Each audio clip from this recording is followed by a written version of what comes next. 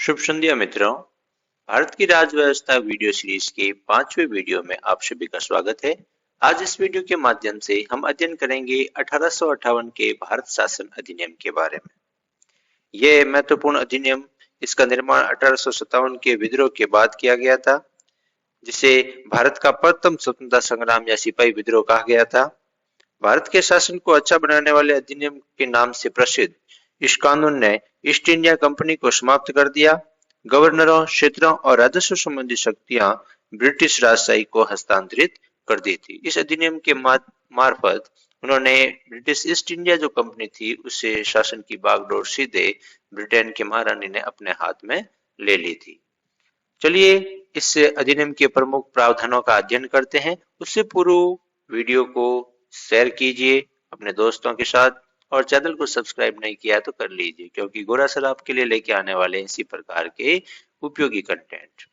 जी, इस अधिनियम के तहत सबसे प्रमुख जो प्रावधान किया गया था, भारत का शासन सीधे ब्रिटेन की महारानी के हाथ में सौंप दिया गया। इसके तहत भारत का शासन जो पहले ईस्ट इंडिया कंपनी चलाया करती थी, अब वो ब्रिटेन की महारानी विक्टोरिया के अधीन चला गया। दूसरा इसमें महत्वपूर्ण प्रावधान किया गया, जो पहले गवर्नर जनरल हुआ करता था, गवर्नर जनरल का अब पद नाम बदल करके वायसराय कर दिया गया। भारत के वायसराय के नाम से जाना जाने लगा, और इस प्रकार से भारत के जो प्रथम वायसराय हुए थे वो लॉर्ड कैनिंग हुए थे। तीसरा इस अधिनियम के तहत प्रमुख प्रावधान किया गया, जो नियंत्रण बोर्ड और निदेशक कोर्ट जो स्थापित किए गए थे पहले, उनको इस 1858 के भारत शासन अधिनियम के तहत समाप्त कर दिया गया। यानी जो पहले द्वैध शासन प्रणाली भारत में अपनाई गई थी, उसे इनकी समाप्ति के साथ ही समाप्त कर दिया गया। फिर इसके अलावा भारत सचिव या भारत के राज्य सचिव पद का गठन किया गया था।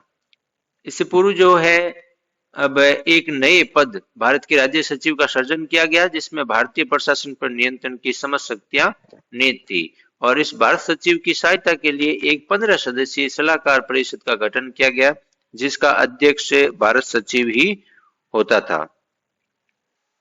भारत सचिव की परिषद जो थी, यह एक निगमित निकाय थी, जिसमें भारत और इंग्लैंड में मुकदमा करने का अधिकार था। इस पर स्वयं पर भी मुकदमा चलाया जा सकता था। तो 1858 के कानून का इसका प्रमुख उद्देश्य प्रशासनिक मशीनरी में सुधार करना था, जिसके माध्यम से इंग्लैंड में भारतीय सरकार का अधीक्षण और उसका नियंत्रण हो सकता था। ये था 1858 का भारत शासन अधिनियम। चलिए इसके स्मरणीय और महत्वपूर्ण बिंदुओं को एक बार पुनः स्मरण कर लेते हैं। 1858 के अधिनियम के तहत भारत का शासन ब्रिटेन की महारानी के हाथ में चला गया।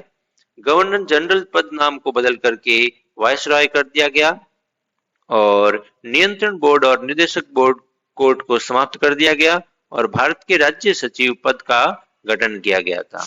तो आज के वीडियो में इतना ही। बने रहिए गोरा सर के साथ, चैनल को सब्सक्राइब करना ना भूलें। Thank you.